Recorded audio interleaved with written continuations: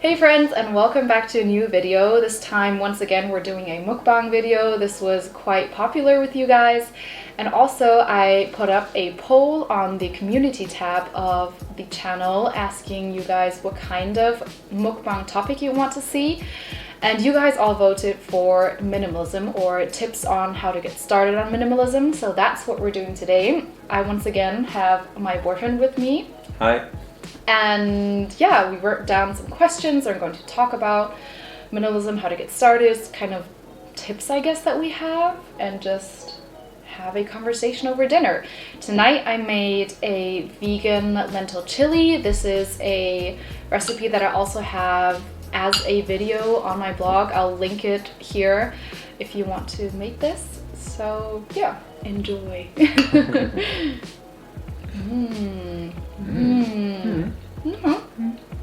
Should have gotten some Tabasco.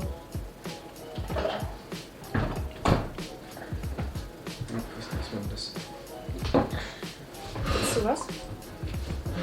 Erstmal nicht. Ooh, that's going to be spicy.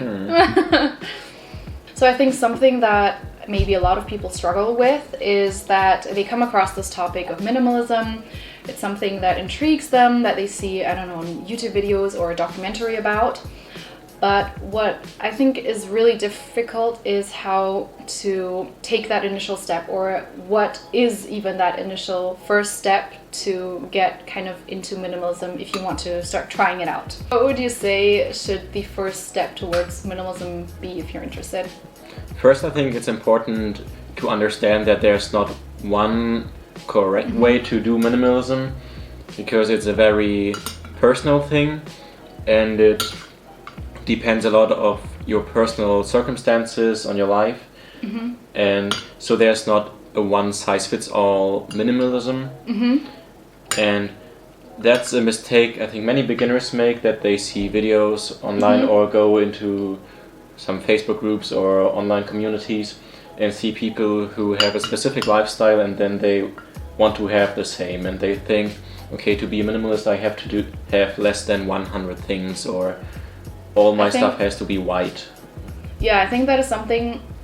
The thing is that the minimalism that is portrayed on the internet or through documentaries or whatever is always like I wouldn't say it's super extreme, but it is more of a extreme version, and people think, oh, that's the only way minimalism can work. And I think it also causes a wrong focus, because a lot of the advice online focuses on the number of things, and so people, I think, often get into this comparison mindset, and they see that other people got rid of their car and live in a tiny apartment, so they think, okay, now I have to get rid of my car and move into a small apartment too. And maybe that's not necessarily the right thing for you. So I think it's important that you first define what is really important to you, because ultimately that's the purpose of minimalism, to focus your life on the things that are most important to you. And so that always has to be the first step, because if you want to travel the world and have adventures, then your minimalism will look totally different from somebody's minimalism who wants to have a family and have a job and live a more normal life. So different people will have very different types of minimalism. So first you have to define what you want, and then take away the excess, and take away the stuff that distracts you from the kind of life that you really want, and not go the other way and first remove all the stuff and then look what's left. But you should really define what you want in your life and then get rid of the rest. Yeah, I think that is a really important one, is firstly to define what your actual motivator is for minimalism. Why do you want to do it? Is it for environmental reasons, or is it for financial reasons? Do you not want to be spending all your money? Yeah, you have to have a really strong reason or why, and you have to believe in it. Your reason cannot be, I want to do it because I want to impress certain people. And yeah, and kind of getting to your version of minimalism, what that is for you, because it really is really different for everyone. And I would say maybe research more, like watch more minimalism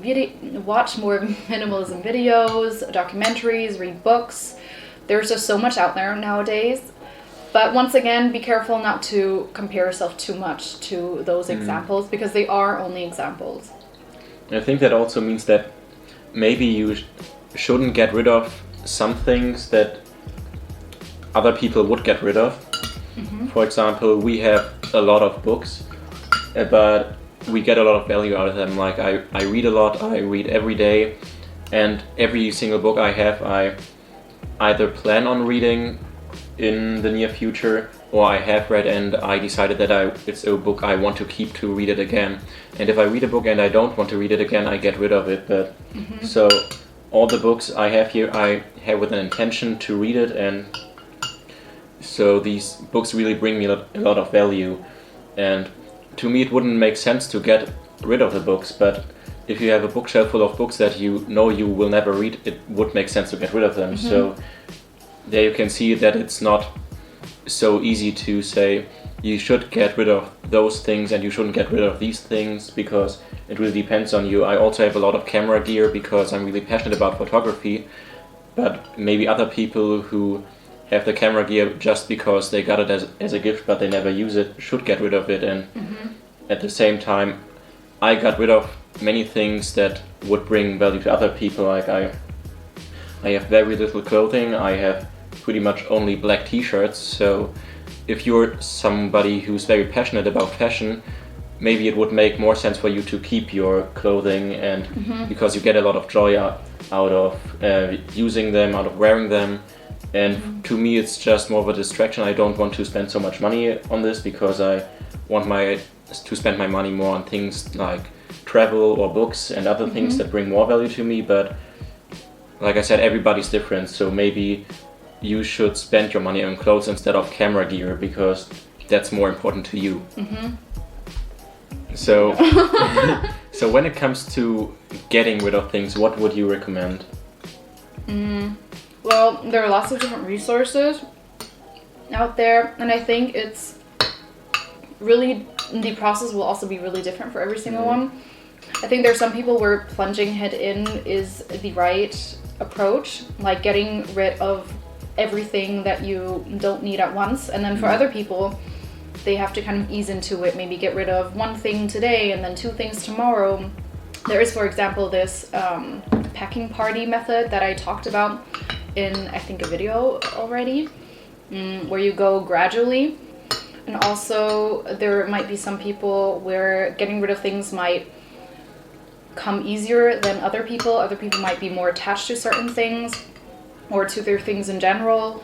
So it really depends. I guess I would recommend just trying out different methods and see what works and what doesn't, and just go from there, because as we said, there really is no like one size fits all kind of thing. So you do kind of have to see what works and what doesn't.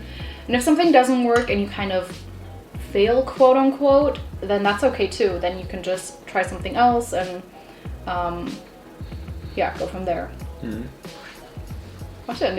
What would you recommend?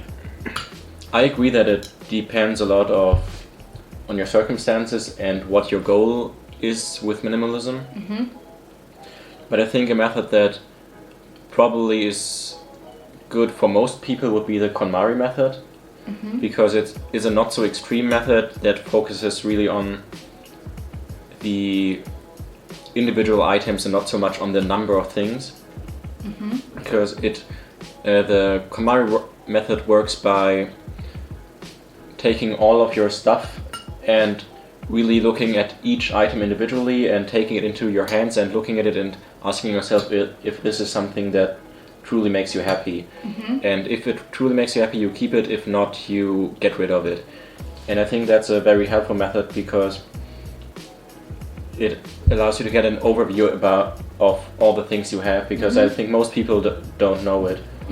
People think maybe I have a little bit too much clothes, but if you really go through your closet and through your basement and get all the clothes that you have scattered across your house and put them all on one big pile, then you will really be shocked by the amount. And also you might find things you didn't even know you had. You you bought like 3 years ago and you never wore them and you forgot them, and maybe some of those things are actually things you like now, so you now get value out of them and can wear them regularly. So I think that's also very useful, a useful part of the KonMari method, that you know what you have, get rid of things you don't have, so you only have the things left that you truly like, and I think that way you will get a lot more joy out of your things, because everything you own has a purpose, and everything you own makes you happy.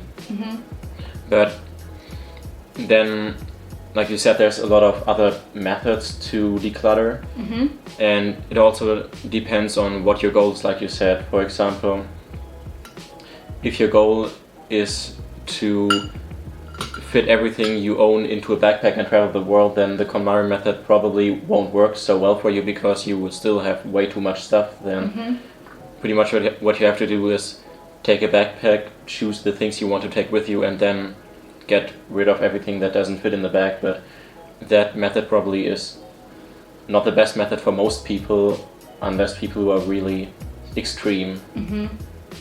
Before I mentioned that for some people getting rid of things might be harder than for other people, I think everyone has at least a few items that are of sentimental value, and maybe there are people asking themselves, well, do I have to get rid of those things, or how do I get rid of those things if I want to, but then again I kind of don't want to because they have sentimental value, and they don't really know how to go about that. I think first it's important to understand that you don't have to get rid of your sentimental items. It's like it's a choice you make. If maybe you have an old watch that your grandfather gave you when you were a child and you really like this watch, it reminds you of the good times you had together, then probably you shouldn't get rid of it just because it doesn't serve a purpose in your everyday life. So I think you don't have to get rid of everything that doesn't have utility necessarily. There are things that can have purely sentimental value and still are important to you, and you should keep them. It just becomes a problem when it's too much stuff. So I think it makes sense to limit your sentimental items. Maybe have one box for sentimental items. We do. Exactly, like that you keep in some safe place where you have all your sentimental items in. So it's under control, because you know it's all in this box, and if the box gets too full, you look through it if there's anything that you could get rid of that's not so important to you anymore, and that way you can make sure that it doesn't get out of control. Like we both have small boxes in the basement where we have all kind of sentimental things from our travels or from our families, small like gifts. Receipts. Exactly, yeah. But I also would say that, for example, in the beginning, we kind of collected everything, like from all our trips and all receipts and when we went to restaurants and things like that. And now our box is pretty full, and now we kind of have to assess better, like what is that important that we really want to keep. Like, now we don't really keep like every single receipt of every single restaurant that we went to. That would be too much. And also I think there are people though that have sentimental things, like maybe photos or postcards and things like that they don't really necessarily want because it's just too much, but then again can't really get rid of because it has sentiment attached to it. And I think one important thing to know is that just because you get rid of that item that has sentimental value doesn't kind of make the memory less. You still have the memory, you still value the person or the memory that you had, and it doesn't mean that that is any less or you care about the person any less. You still have the memory and you still care about the person. That doesn't really change, and we shouldn't really attach maybe the value that we have towards that person with the item or the number of items. That's a very good point, because I think often people confuse sentiment with guilt, and they keep things because they got them as a gift and feel that they can't get rid of it because otherwise they would betray the person who gave it to them or something. And I think that's always the wrong reason to keep something. Like if somebody gave you something and you really don't like this thing and it makes you miserable and you would really be relieved if it would be out of your house, then you should get rid of it, because the love of that person or the memory of that event doesn't live in this thing. It's something completely separate. Things don't have souls. It's like you shouldn't be attached purely because you think the other person would be sad or something. Yeah, and they wouldn't. I mean, the person that gifted that to you, or if we're talking about the gift, means it well, and if you're so unhappy with it, they would totally understand. If they knew, they would say, that's fine, just get rid of it. They want you to be happy. That's the thing. They gave that to you to show their love. Exactly. I think sometimes when you have a sentimental item, it's not necessarily the item itself, but the memory that you attach to it. And then it can be helpful to just take a photo of the item. So especially with things like photos and postcards, you can easily just take a photo of it and store hundreds of photos or thousands of photos and postcards on your hard drive, and you don't have to have a big drawer full of old postcards, because you can easily just put them on a small USB stick and go through them if you want to, but it doesn't take this much space out of your house. Also, if you have sentimental things that you would like to get rid of, what I like to think of is that you don't necessarily have to throw it away. I'm thinking of things like maybe a watch or something, or a jewelry box of some sort. You can gift that to someone else or donate it, and the thought that someone else will have so much joy out of this kind of, at least for me, puts me more at ease, and then I feel happy kind of about giving it away, because I know that it will bring happiness to someone else. Like, for example, I once had this old camera that I had received, and for me it did have sentimental value, but not that much that I wanted to keep it, but I didn't really know what to do with it, and I kind of felt guilty for getting rid of it. And then in the end, we sold it to this guy. Do you remember? This guy that we met, who we sold it to, and he was so nice, and he was so excited about the camera since he was collecting them, and that made me feel so happy and so relieved, kind of, or I don't know, content that he got so much value and so much happiness out of this, and I could kind of, I guess the item kind of not fulfilled its purpose, but it had... He appreciated it a lot more than you did. Yeah, exactly. And before we were talking about family members and gift giving, I think often also a struggle is when you have kind of adopted or are starting to adopt the minimalistic lifestyle, and then you have family and friends or partners that don't have that lifestyle. And I do understand that that can be quite hard when it comes to navigating this whole thing, like how to go about them maybe not supporting it, or them giving you gifts even though you don't want physical gifts and things like that. So I guess the question is, what do I do if my partner, family, friends don't support this kind of lifestyle that I have? I think you shouldn't try to convince them to do anything just because you get a lot of value out of it. That doesn't necessarily that they get a lot of value out of it.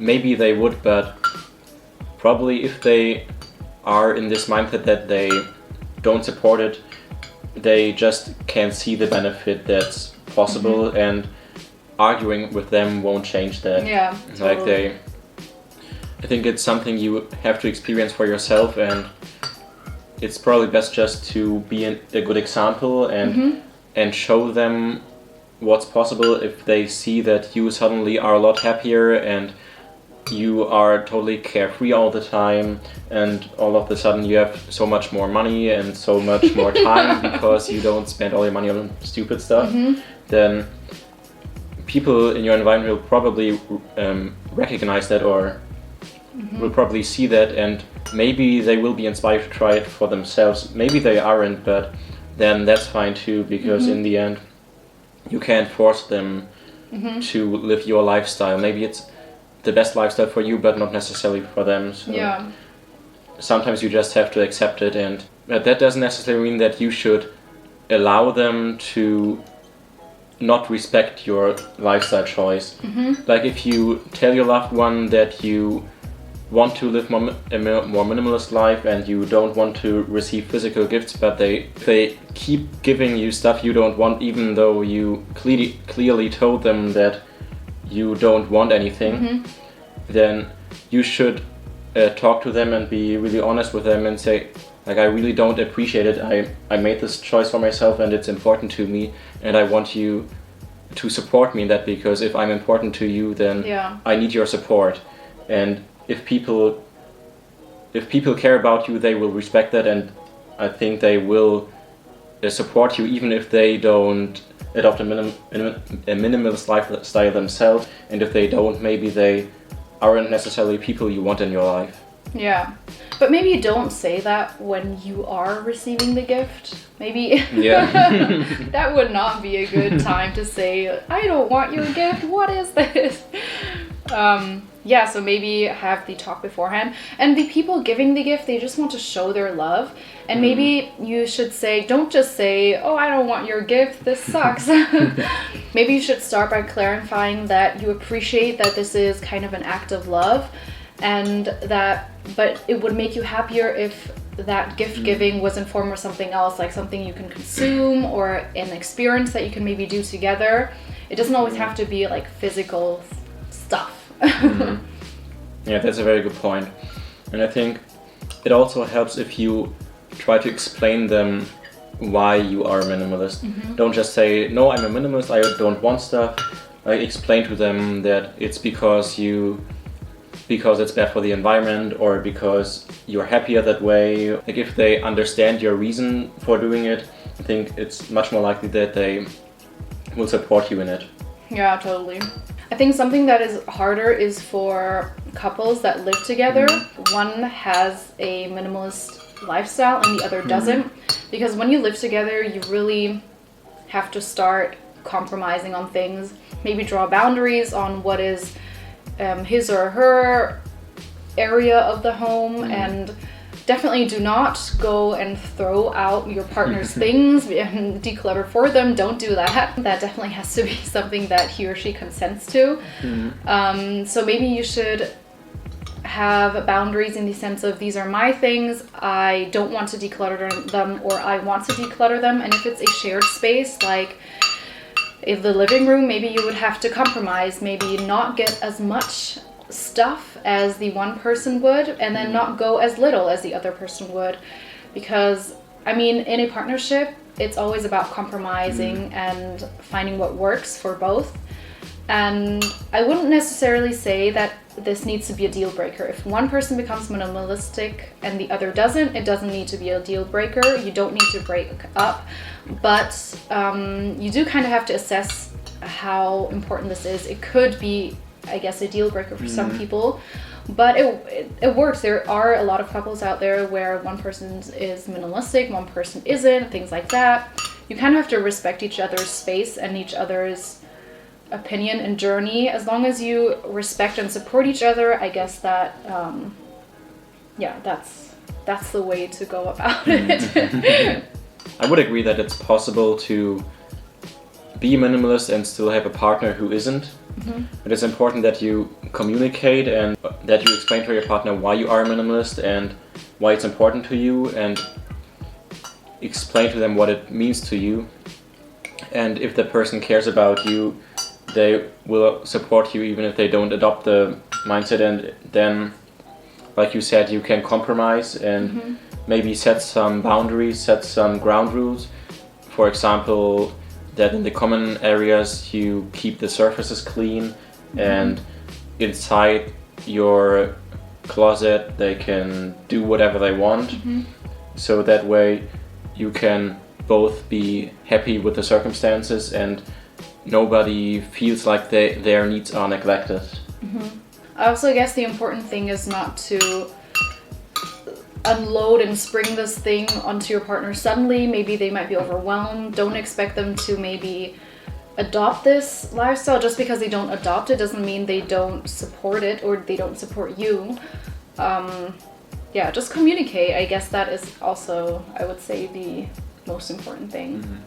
Also, something I think a lot of people might struggle with is what to actually declutter, because okay, there are the obvious things like things you've never touched or never worn or you don't like, or things like that. But what do you do with things that you don't need on a day-to-day basis, but you kind of might need in the future? Maybe you don't wear shirts on a day-to-day basis going to work, but you know that maybe you will have, I don't know, some formal event, maybe a wedding where you might need a shirt. So what do you do with that shirt? Do you declutter it? Do you not declutter it? What would your approach be for that? I decluttered a lot of those just-in-case items, but there are many things where even though I don't need them right now, I know with a high amount of certainty that at some point I'm gonna need them, and then I don't get rid of them, like the shirts. Even though I don't need to wear a suit or anything right now, at some point I will have to, either for my work, for an interview, for funerals, weddings.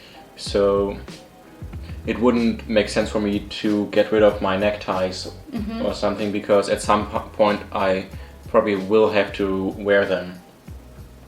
And there's a lot of other things that you might need at some point, and then I think it's important to ask yourself how likely it is that you are actually going to need it again, because I think it doesn't make sense to have a lot of just-in-case items for every eventuality that could ever happen, because then your home will just be cluttered. But it doesn't make sense to get rid of things that you probably are going to need anyway in 1 or 2 years. So then you're just going to have to buy it again, and then the decluttering kind of defies its purpose. Yeah, I would also agree that you should ask yourself with what certainty or how high is the probability that you will need this again. If it's not that high, then maybe you can declutter it, because a lot of the times that maybe situation doesn't actually come.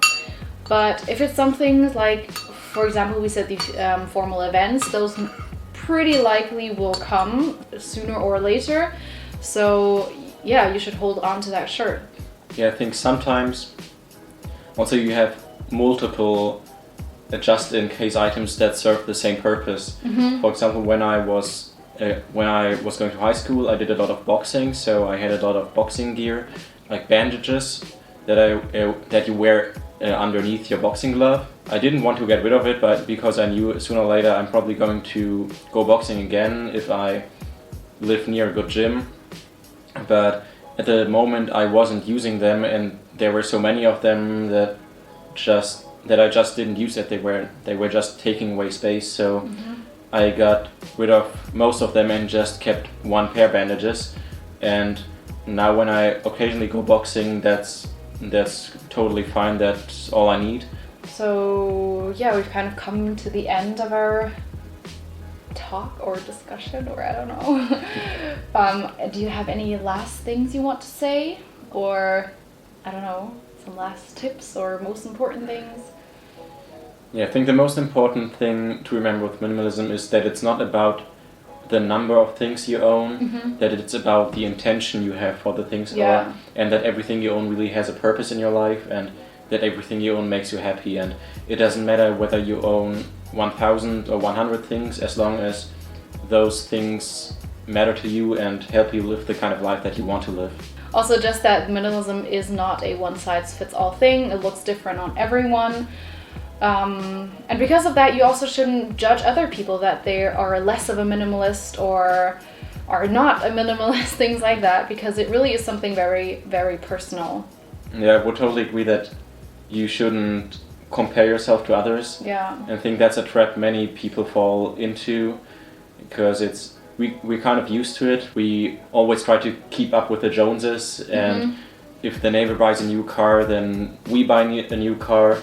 And I think many people who get into minimalism kind of stay in this trap without even recognizing it. Just instead of buying nicer stuff, get rid of stuff they actually want, or they actually get value out, just to have less things than the other minimalists they talk to, or to have less things than the guy you saw on the YouTube video. And that's not the purpose. So you really have to know what makes sense to you, and don't just get rid of things for the purpose of getting rid of things. Okay, so that was it for our mukbang video this time. Hope you guys liked it. Hope that we didn't ramble or bore you. If you enjoyed it, we do have another mukbang video that we previously did. If you like this, give it a thumbs up. That really means a lot to us. And if you have any other mukbang suggestions, like topics that you would want us to talk about, or specific questions that you would like us to answer, then leave them down below in the comments. And if you haven't subscribe to join the Catchy Cravings family, where we talk about health and minimalism and things like that. Thank you so much for watching, and I'll see you guys next week. Bye! Bye!